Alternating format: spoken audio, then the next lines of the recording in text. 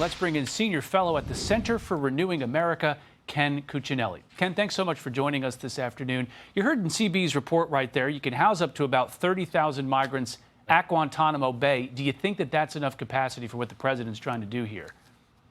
No, and honestly, it's a great facility to use. Of course, you've got to ship people there, so there are expenses with using it that don't exist in other places. On the other hand, there's one other example. We don't talk about Cuba much, but 3 of the top countries for not taking back adjudicated repatriatable, what for us are deportees, Cuba's one of the top 3. Well, you can take them to Gitmo and walk them through the gate. That's like returning Mexicans right across the border. That's easy to do from Guantanamo.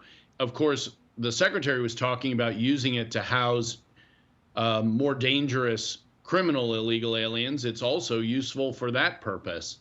And as she noted, there are no due process problems in utilizing Gitmo. It is also interesting, I agree with the secretary, ACLU wasn't interested in the Biden administration losing tens of thousands of children, but they are very interested in protecting the most vicious, violent criminals in the Western Hemisphere. You know, Ken, you brought up the issue of countries taking migrants back. This is a big foreign policy issue. How much of an issue is it for the U.S. government? It's determined that somebody's going to get deported, and then that country won't take them back. That is a very significant issue. Obviously, with a country like Mexico, where we share a border, you can walk them across the border.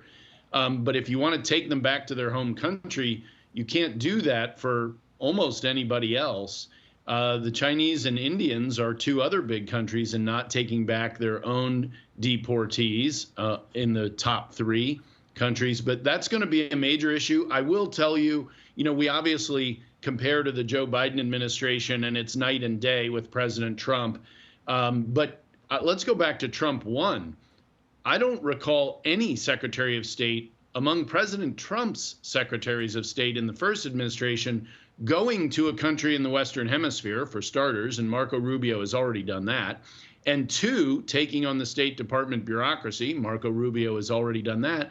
And 3, actually raised himself the issue of immigration with other Western Hemisphere nations, and Marco Rubio has already done that. It is a whole new world, and we could say the same thing about Pete Hegseth as Secretary of Defense compared to the first Trump administration. The whole team is on board, and that didn't happen in the first Trump administration. So you're going to see a lot more movement, a lot more activity, a lot more protection of the American homeland and people because of the efforts of the Department of Homeland Security. On the front end of all this are these ICE raids that have been ongoing. The border czar, Tom Homan, has suggested that some of these ICE raids have been tipped off, but he has given an update on what his efforts have been. Here's what Homan had to say. I'm not satisfied yet. We got to have more criminal arrests, and the sanctuary cities are slowing us down. But we're going to keep coming. We're going to keep coming, and they're not going to stop us. But it's less efficient to arrest a bad guy in the public where he's hiding from us, and we're trying to arrest him on his turf, rather than arresting him in a county jail, which we should be arresting him there. How much of a challenge is sanctuary cities to what Homan and the administration are trying to do? Well, look, Tom used a word I haven't heard yet, and it's very important: efficient.